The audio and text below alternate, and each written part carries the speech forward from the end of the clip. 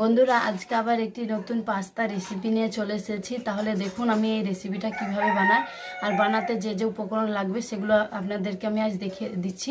এখানে লাগছে পাস্তা, এক বাটি পাস্তা নিয়েছি, আর টমেটো পেস্ট নিয়েছি, আর তেল নিয়েছি, টমেটো সস, আর একটি ডিম, এখানে লঙ্কার গুঁড়ো নিয়েছি, লবণ, হলুদ গুঁড়ো, এখানে পেঁয়াজ নিয়েছি ছোট ছোট করে কেটে নিয়েছি, এখানে জিরে নিয়েছি ফোড়নের জন্য, আর নিয়েছি গাজর কুচি, আর এটা কাঁচা লঙ্কা কুচি।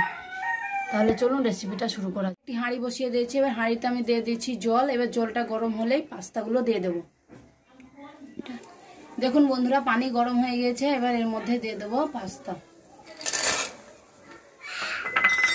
এগুলোকে ভালো করে নেড়ে নেব। এবার এর মধ্যে দিয়ে দেবো অল্প লবণ, এটিকে নেড়ে দেবো। 5 থেকে 7 মিনিট এগুলোকে সিদ্ধ করে নেব। দেখুন বন্ধুরা আমাদের পাস্তাগুলো সিদ্ধ হয়ে গেছে, এবার এগুলোকে তুলে নেব।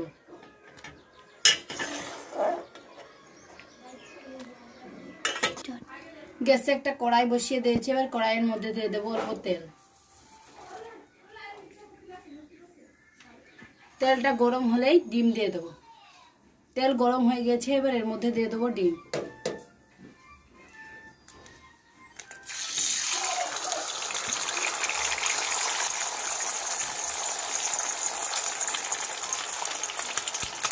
হালকা লবণ দিয়ে দেবো ডিমের মধ্যে, এটাকে ভালো করে ভেজে নেব।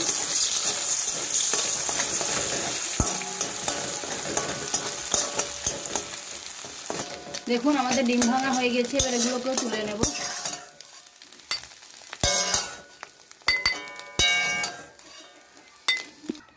ওই কড়াইয়ের মধ্যে দিয়ে দিচ্ছি তেল। তেলটা গরম হলে দিয়ে দেবো জিরে। তেল গরম হয়ে গেছে, এবার দিয়ে দেবো জিরে। ভালো করে নেড়ে নেব।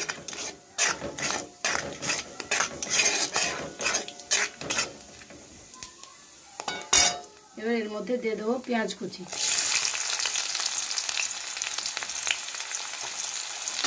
এগুলো ভালো করে নেড়ে হালকা বাদামি কালার করে নেব। দেখুন বন্ধুরা পেঁয়াজের কালার চেঞ্জ হয়ে গেছে, এবার এর মধ্যে দিয়ে দেবো আদা রসুনের পেস্ট। এটিকে ভালো করে নেড়ে নেব।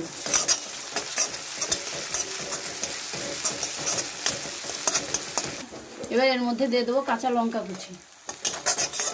এটিকে ভালো করে নেড়ে নেব। এবার এর মধ্যে দিয়ে দেবো গাজর কুচি। এটিকে ভালো করে ভেজে নেব।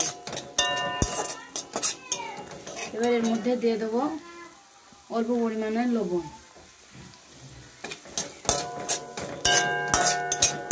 যেহেতু পাস্তায় লবণ দিয়ে সিদ্ধ করেছি পাস্তাটাকে, এবার এর মধ্যে দিয়ে দেবো শুকনো লঙ্কার গুঁড়ো। এখানে কাঁচা লঙ্কা দিয়েছি, এর জন্য অল্প দেবো।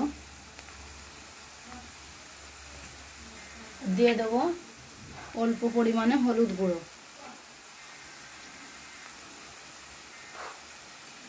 ভালো করে নেড়ে নেব।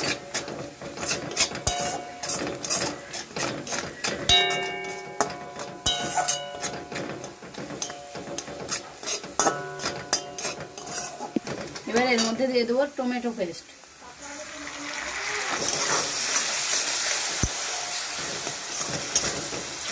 ভালো করে নেড়ে কষিয়ে নেব। এবার এর মধ্যে দিয়ে দেবো টমেটো সস।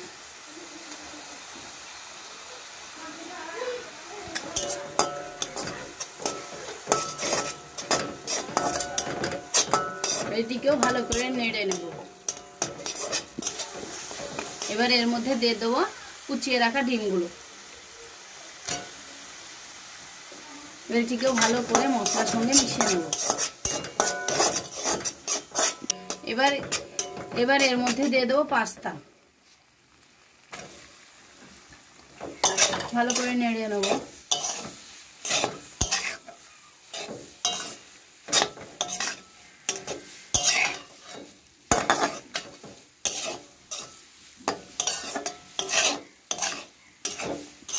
দেখুন বন্ধুরা, আমাদের পাস্তা হয়ে গেছে রেডি।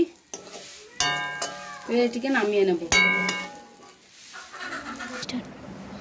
বন্ধুরা, এই পাস্তা রেসিপিটি যদি আপনাদের ভালো লাগে তা বাড়িতে অবশ্যই ট্রাই করবেন আর আমাকে কমেন্টে জানাবেন কেমন হয়েছে।